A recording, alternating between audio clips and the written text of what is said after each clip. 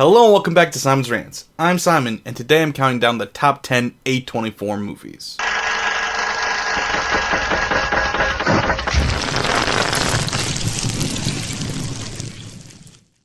So if you're unfamiliar with what A24 is, it's a studio that puts out indie, lower budget movies. Their highest budget movie of all time was Civil War that came out this year, which had a budget of $50 million, which may sound like a lot, but the average movie budget is actually twice that. That's their highest budget for any movie they've done so far, and it's still half of what your average budget for a movie is. So most of their movies are lower budget, they're very indie, artsy feeling. They've got a lot of great horror movies, but they don't just do horror movies, they do all kinds of movies in all sorts of different genres. But the one thing you can count on is most of their movies are going to be very good. Not all of them, but a much higher percentage than I feel like any other studio does currently.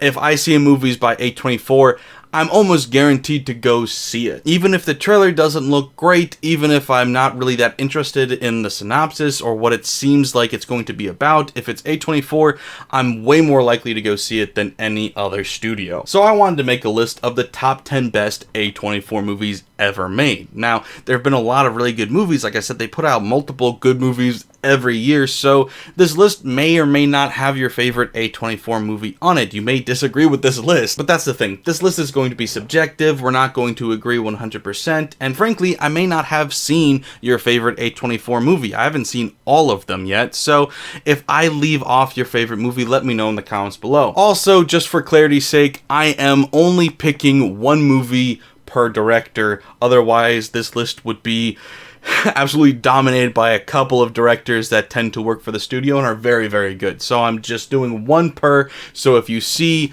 oh, you left off this great movie, it's probably because that director made another movie that I like just a little bit more. But that's enough from me. I've ranted long enough. Let's get on with this list. Number 10. The Disaster Artist. James Franco stars in and directs this based on a true story film about Tommy Wiseau, the writer and director of the infamous The Room. If you don't know anything about The Room, it is one of the most famous independent movies ever made because it's very interesting. Tommy Wiseau made this film by himself, essentially. He wrote, directed, produced, starred in, financed it all of himself. It is quite inspirational, honestly. If you're an independent filmmaker, it's something to look up to, but he is quite a character, a very interesting person, and this movie really captures the essence of Tommy Wiseau perfectly, and I love James Franco's performance in it. He really nails Tommy Wiseau. It's such an interesting story. I also highly recommend the book it's based on. It's by Greg Sestero, who also starred in the movie. It's just such a fascinating story. That's the best way to put it, honestly, is that it's a fascinating film made by a fascinating guy, and so it's very interesting to see the behind the scenes of how that movie got made. Number 9. Green Room. It's funny because what A24 is known for, at least in their horror, is elevated horror. Usually something very slow burn, something very artsy, and a little bit weird. A strange concept with weird imagery and just haunting scores. And then Green Room is one of your most basic, straightforward horror movies that you could imagine. It follows a punk rock band who get locked in a green room of a bar where they're playing a show for who end up being Nazis. They say some stuff that the Nazis don't like, and now the Nazis want them dead. And yeah, it's not elevated horror, it's not this ridiculous out there concept with weird imagery, it is just straightforward, people want to kill you, you need to survive. But it's got an absolutely fantastic cast. Anton Yelchin and Patrick Stewart is fantastic in this movie. It's got grisly, gory imagery that's very impactful and harsh, and it's just wonderfully written and directed and paced. The imagery is subdued but fantastic. Everything you know A24 to be good at, the imagery, the casting, the scoring, the vibe, they're all nailed, but in a different way than you'd expect from A24. And in a lot of ways, that's really refreshing because I love elevated horror. I'm a big allegorical horror guy. I'm really into these high, harebrained concepts, but sometimes you just need something straightforward, like a guy with a gun or a knife trying to kill people, and this takes that and absolutely nails it. It's not like a cheesy 80s horror movie, but it's also not pretentious at all either. It's just simply a good movie that happens to be a horror movie, and it's fantastic. I really, really enjoy it. Number 8. Bodies, Bodies, Bodies. This movie caught me so off guard. I reviewed it when it came out, and I was just so elated to see a movie this good. I don't think I knew it was A24 because I didn't want to go see it initially, or maybe I just didn't have the respect for A24 that I now do, but this movie is so fantastic. Once again, it does have horror elements, but it's nothing like what you picture when you think of an A24 art house horror film, because it's not really a horror movie. It kind of is, but it's mainly a satirical comedy. It is a commentary on Gen Z culture and how that whole hypocritical attitude and how the self-centeredness of it all, and it's so wonderfully written. The comedy is so sharp, it's so fast, and it's so brilliantly delivered by an amazing cast. I didn't mention the cast yet. Amanda Stenberg, Maria Bakalova, Rachel Sennett, who I discovered because of this movie, and she's absolutely fantastic. Love her. It's got Pete Davidson, Lee Pace, Connor O'Malley, Chase Sue Wonders, and Miahala. Don't know why she's just a first name. Is she a pop singer or something? Why are we on a first name basis, Miahala? It's just such a fun movie, because if you were like me, when you saw this trailer, you thought this might just be a really bad horror movie, but it wasn't. It was actually a fantastic comedy that happened to have horror elements in it. And on top of that, the mystery in this murder mystery horror movie is actually pretty good. Most of the time when you do murder mystery comedies, you really center on the comedy and maybe some of the gore or the deaths or whatever, but the mystery is just stupid. That's not the case in this at all. They did not have a stupid mystery. It had me guessing and changing my guesses constantly throughout watching this movie. So not only is it hilarious, it's actually entertaining too. Number 7. Come On, Come On. In this film, Joaquin Phoenix plays a documentarian who is interviewing people trying to get their true life stories, but then he has to take care of his nephew. And so that kind of complicates things, but in the best way, because we see his character evolve because of it. It's very much a straightforward drama. There's not a whole lot in it. It's not scary. It's not that funny. It is in times, but it's not really a comedy in any way.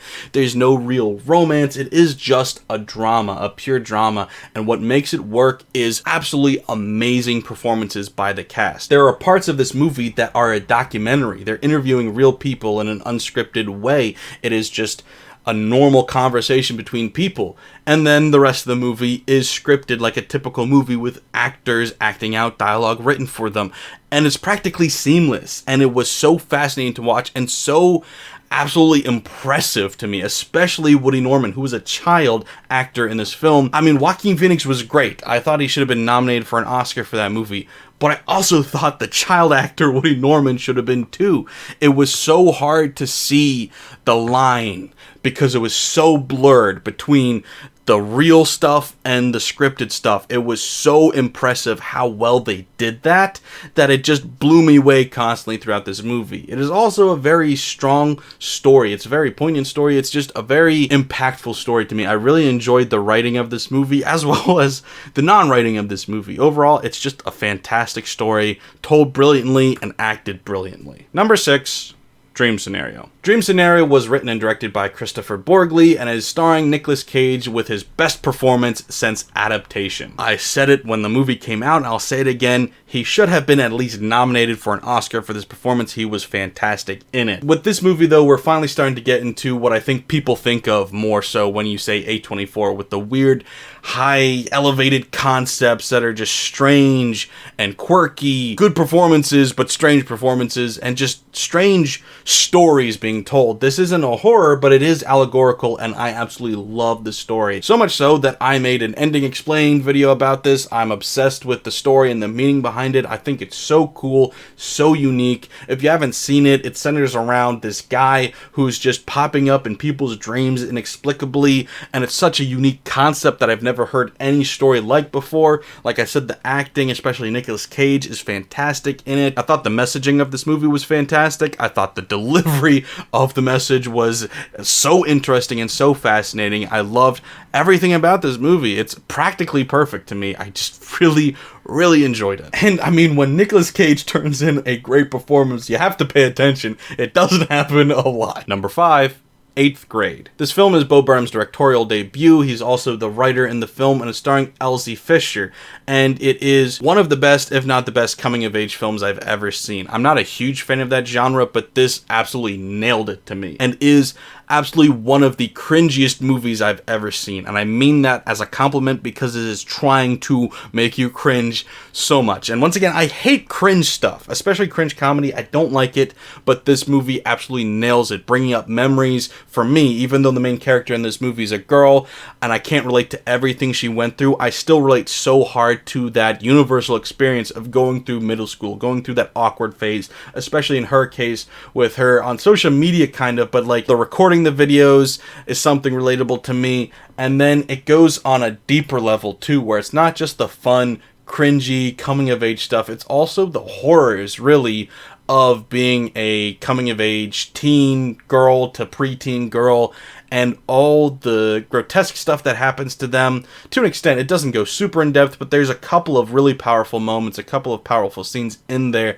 that really nail it, I thought. Especially for a first-time writer-director, it's so impressive. It was such a well-crafted movie, I think, from a writing perspective, directing perspective, and the cast is brilliant too. I mentioned it's starring Elsie Fisher. I'm so critical of child actors, not a fan of them typically, but she nails it. She really does. And this movie, despite the range of emotions you feel while watching it, it's still, I would almost classify it as like a feel-good movie by the end of it, because it takes you on a ride that is hard to watch at times, but by the time it's over, you're so glad you saw it. You really are. Number 4, The Whale. This film was directed by Darren Aronofsky and is starring Brendan Fraser, who rightfully so won the Oscar for Best Actor for this film. He is a powerhouse. He's fantastic. It's one of the best acting performances I've ever seen in my life, and I couldn't be happier for Brendan for winning the Oscar. He so deserved it, and I'm so glad that he had that comeback in his career. He truly, truly deserved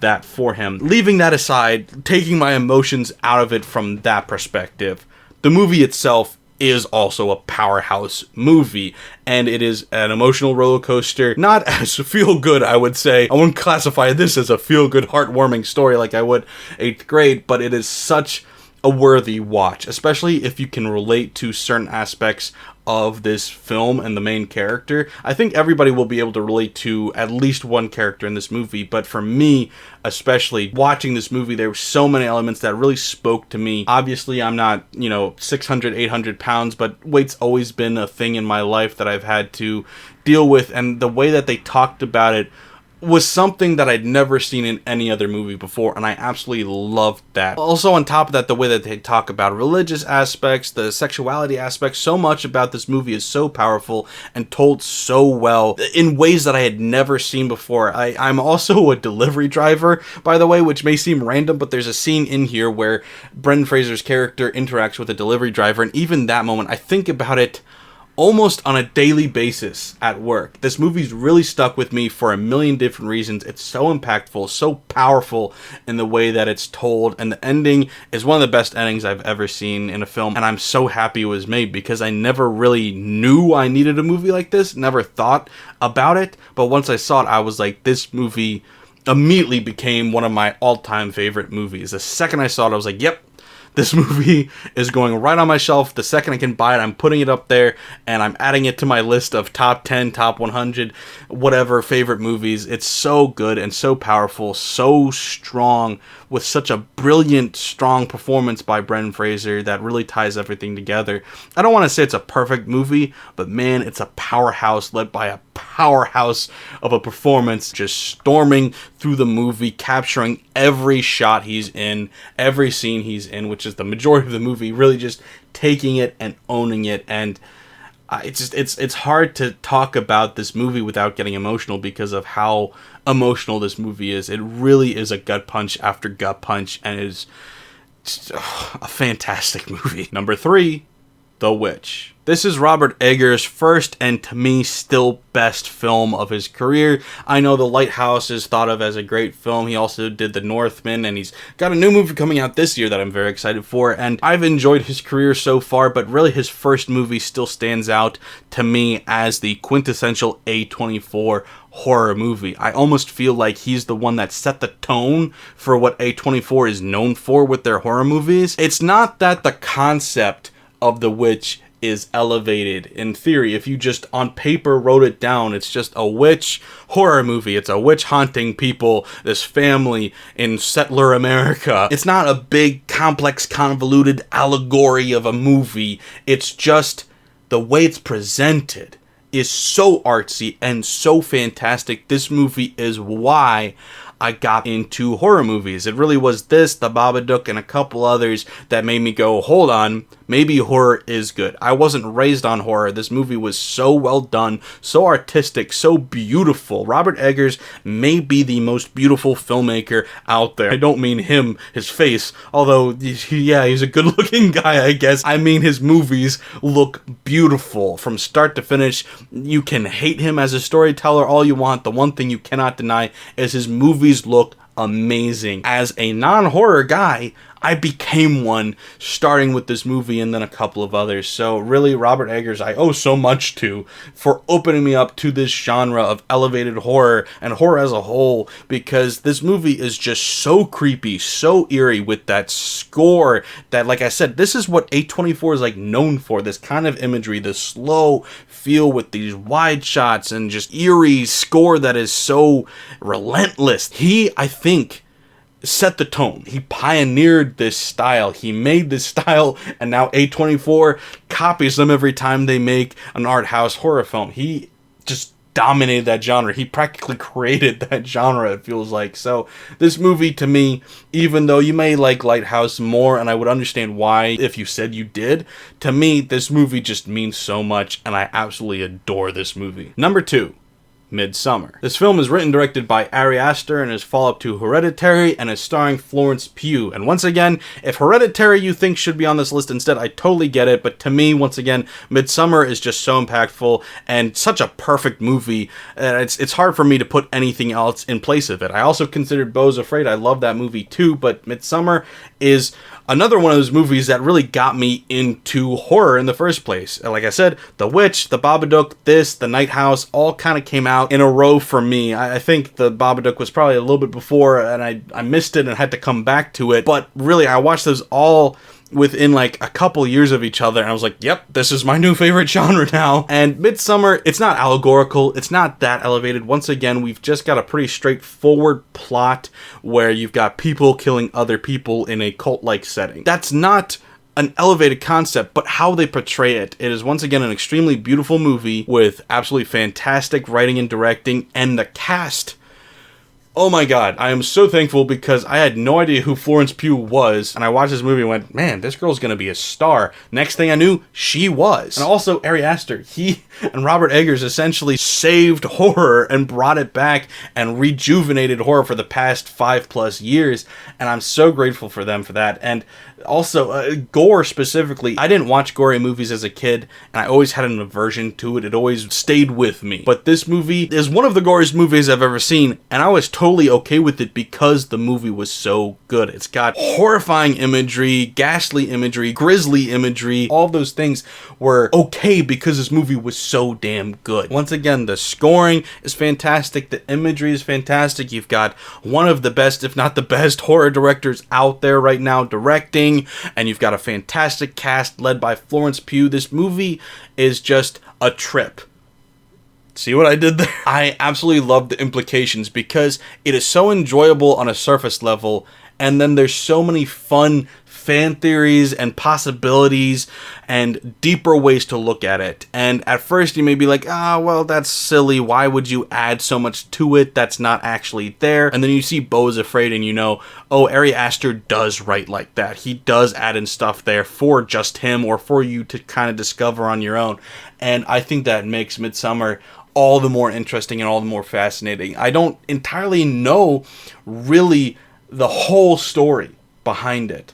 and I'm very curious, but regardless, it is fantastic any which way you take it. And the number one best A24 film is Everything, Everywhere, All at Once. This is one of the first films I saw in theaters following making my movie, and as I said in my first thoughts when it came out, this movie made me almost quit filmmaking because it blew my mind on how they were able to do so much with so little. It was just a group of guys who taught themselves how to edit on YouTube, editing this movie, doing ridiculous special effects, also a million locations just for one shot, with fantastic performance, absolutely hilarious comedy in this film, and with great action, very poignant storytelling that somehow made you cry about a raccoon that was a parody of Ratatouille, and also people with hot dogs for hands. The comedy is so outrageous, yet you still are crying along with these characters as their story is being told. It is all around, to me, one of the best movies I've ever seen in my life, and it blows my mind every time I even think about this movie that they were able to nail it so well. Because, yeah, it's a ridiculous concept. It's a multiverse thing that doesn't really make... The multiverse doesn't make sense scientifically, and it should be stupid, it should be absurd, but man, it's so fun to watch, and the movie doesn't make you care about all the stuff that doesn't make sense. It just makes you invested in these characters, because ultimately, no matter how fun the action is, no matter how funny the comedy is, no matter what is going on, how ridiculous it gets, this movie ultimately is a movie about a mother and a daughter, and man, it hits home. I'm a sucker for parent-child relationship stuff in movies. It always makes me cry, and man, this movie really makes me cry. It's so well told. I would be hard-pressed to find a flaw in it. It is just one of the best things I've ever seen, and really got me so into the weird, wild, quirky stuff. I had seen Swiss Army Man before this, didn't like it, saw this movie a few years later, and was willing, because of how much I loved it, to go back to Swiss Army Man, and because my whole, biology, my film biology had been altered by Everything, Everywhere, All at Once, I now loved Swiss Army Man, and really wanted to put it in the top 10, frankly, but I made that rule. I couldn't use the same directors twice, and it's such a perfect movie. If you know anything about filmmaking, or if you've experienced filmmaking on any level, it just makes you ashamed. You just know you could never do anything like what they did. It just blows my mind. Everybody I've shown it to, I think, has enjoyed it to an extent, some more than others, but I think you really just, the full extent of understanding how ridiculous this movie is like, you have to be a filmmaker to some extent, or it just goes over your head how ridiculous this movie is. It's so mind-blowing. It's one of the funniest movies I've ever seen, one of the most emotional movies I've ever seen, and just all around, so damn good. But that's just my opinion. What did you think? What movies did you think should have made the list instead? Let me know in the comments below what you thought. Also, don't forget to like, share, and if you're new here, subscribe. Thanks, guys. Bye.